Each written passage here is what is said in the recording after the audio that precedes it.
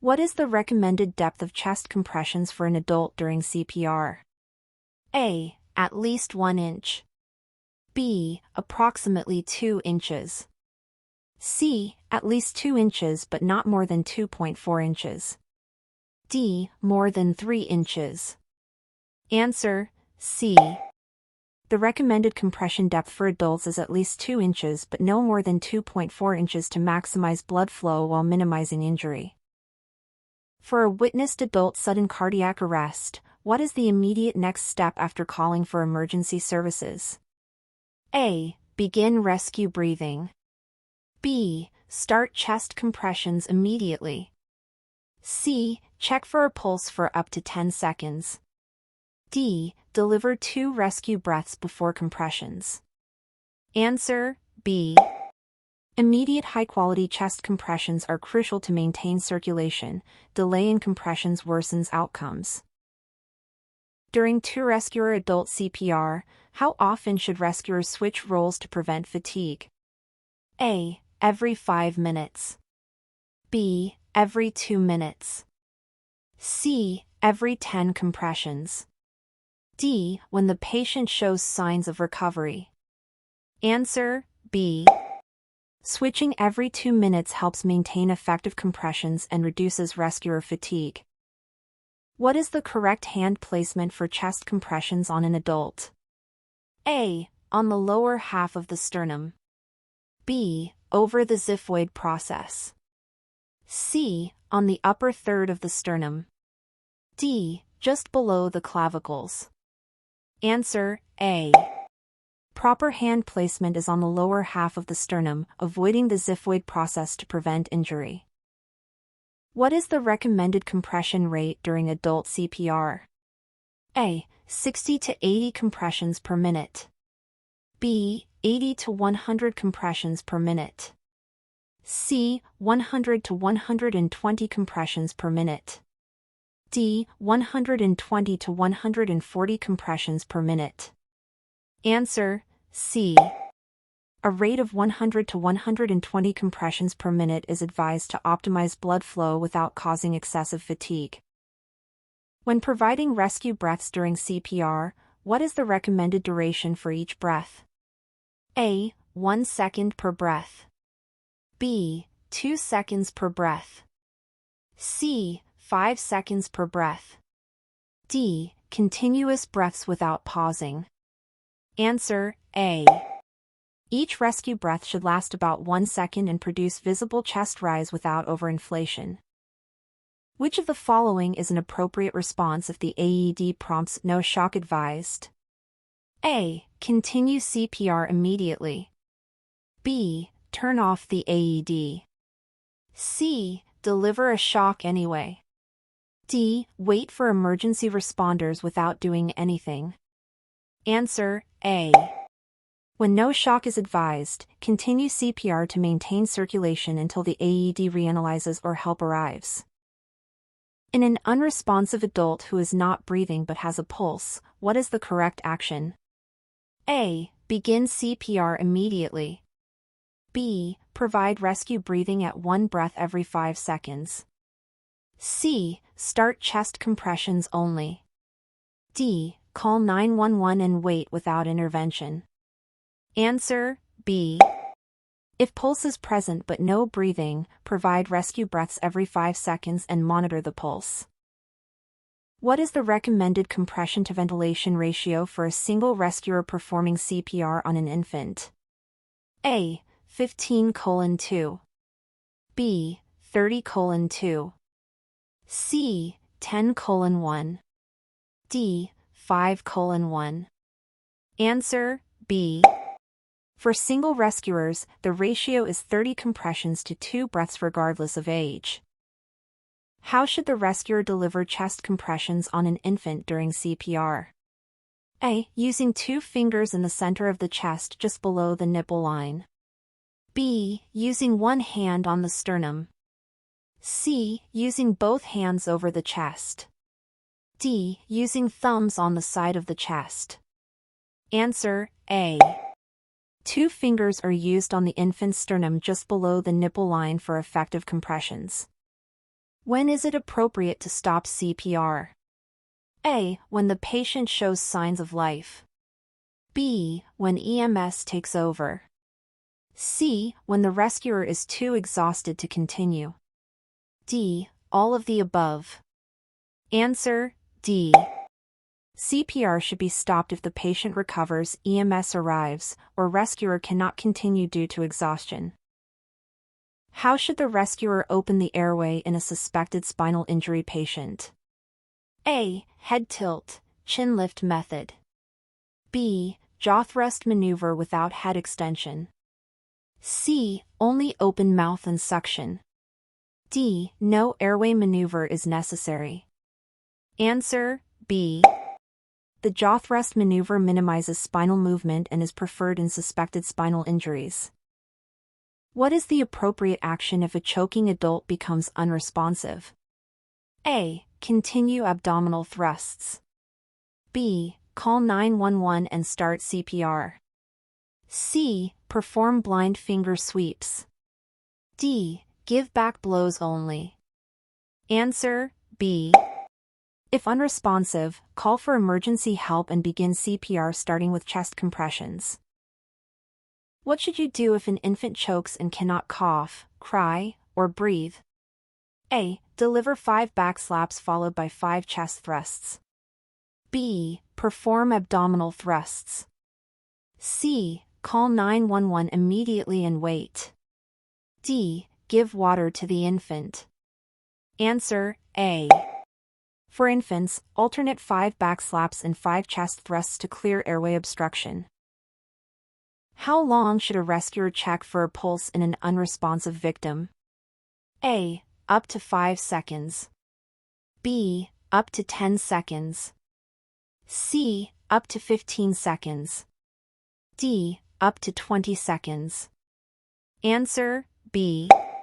Checking for a pulse should not exceed 10 seconds to avoid delaying CPR. Which of the following is the first step in adult BLS for an unresponsive victim? A. Check for responsiveness and breathing. B. Call 911 immediately. C. Begin chest compressions. D. Give rescue breaths. Answer: A. Confirm unresponsiveness and absence of normal breathing before calling for help or starting CPR. What is the key sign of effective chest compressions? A. Visible chest rise. B. Complete chest recoil after each compression.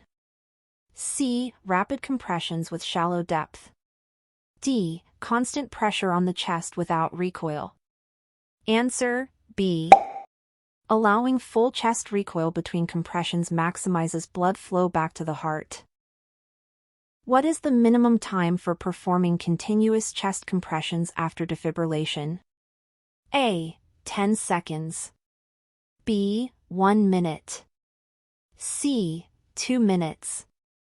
D. Until pulse is detected. Answer: C. After shock delivery, perform 2 minutes of uninterrupted compressions before reanalyzing rhythm. What is the maximum recommended pause time between chest compressions during CPR? A. 2 seconds. B. 5 seconds. C. 10 seconds. D. 15 seconds. Answer: C. Pauses should be minimized and not exceed 10 seconds to maintain coronary perfusion pressure.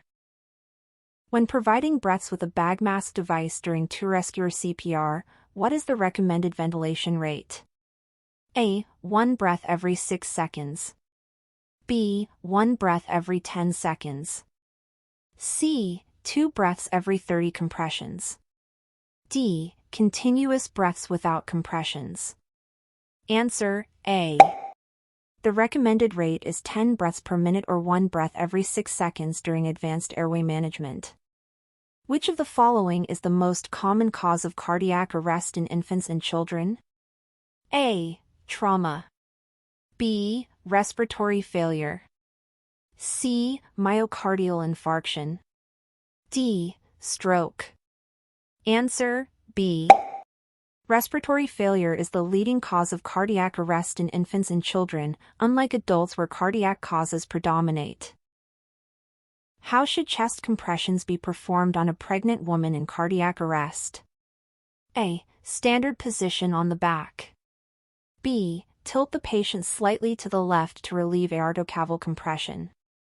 C. Elevate the legs only. D. Do not perform compressions, only ventilate.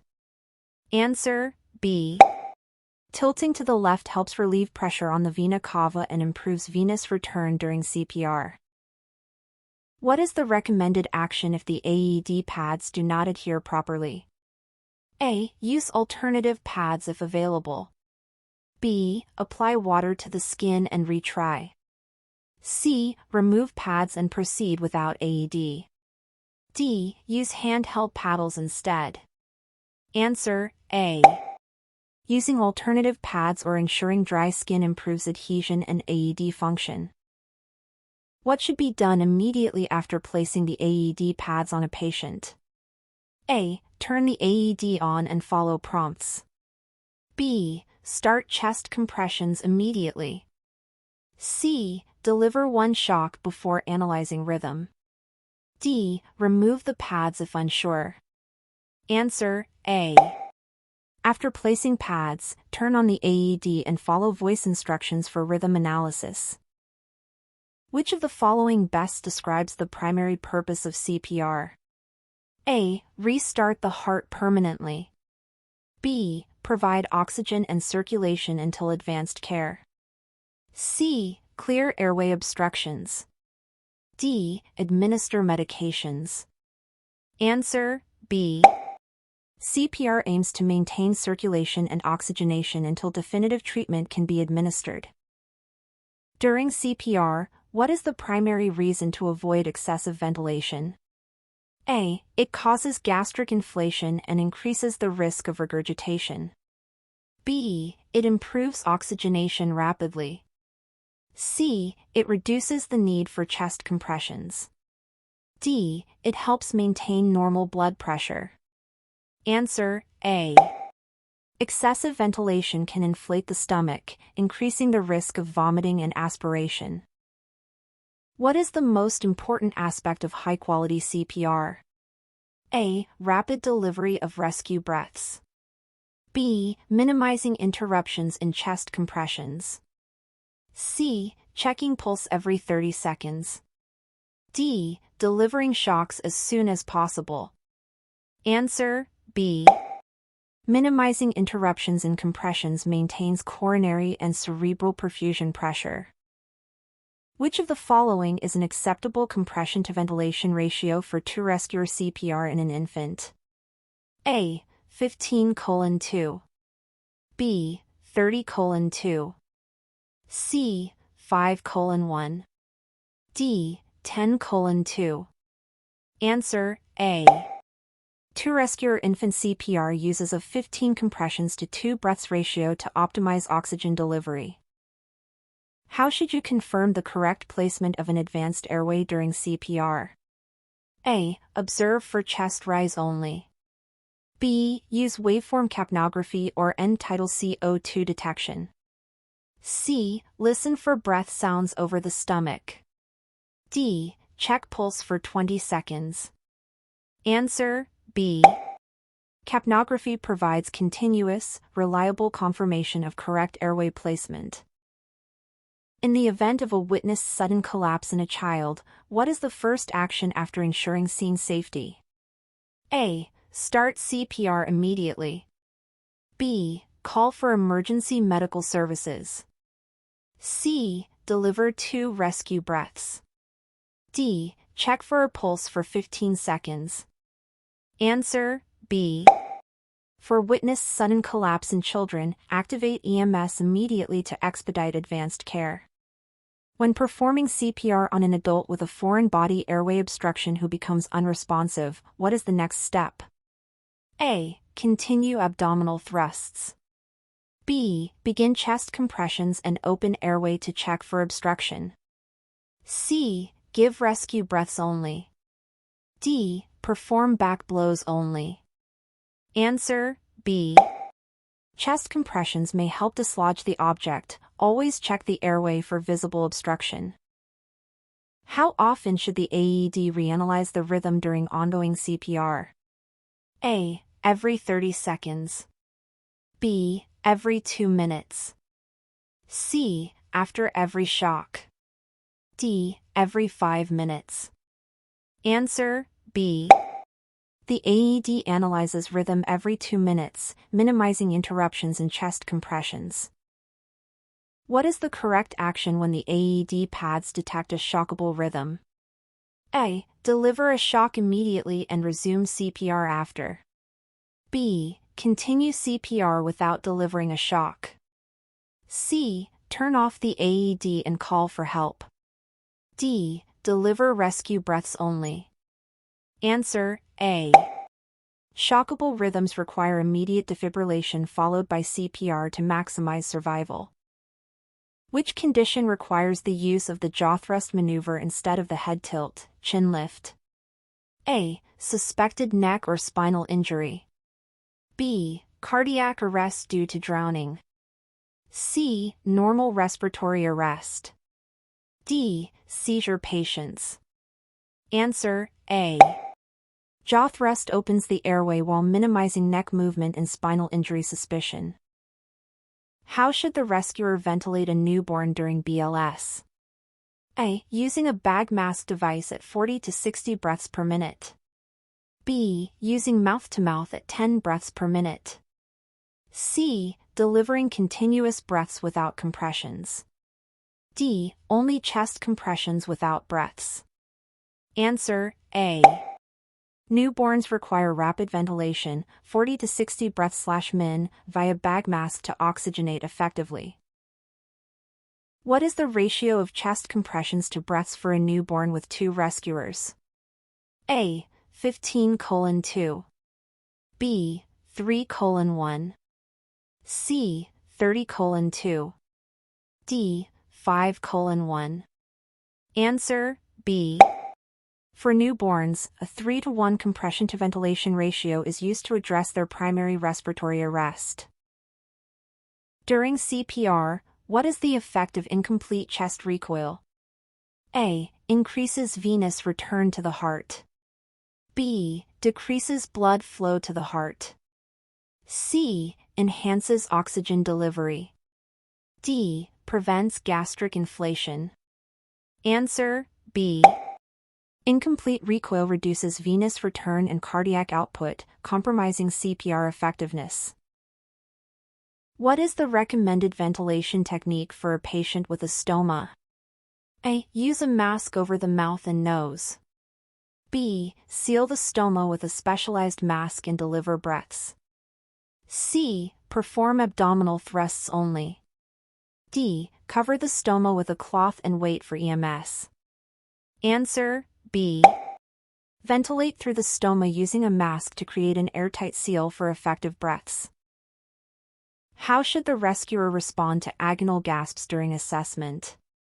A. Consider them normal breathing and delay CPR. B. Recognize them as abnormal and begin CPR immediately. C. Provide rescue breaths only. D. Check pulse for 30 seconds. Answer B. Agonal gasps are not normal breathing and indicate cardiac arrest, requiring immediate CPR.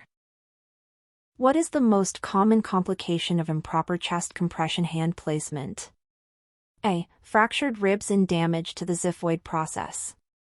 B. Overventilation. C. Gastric inflation.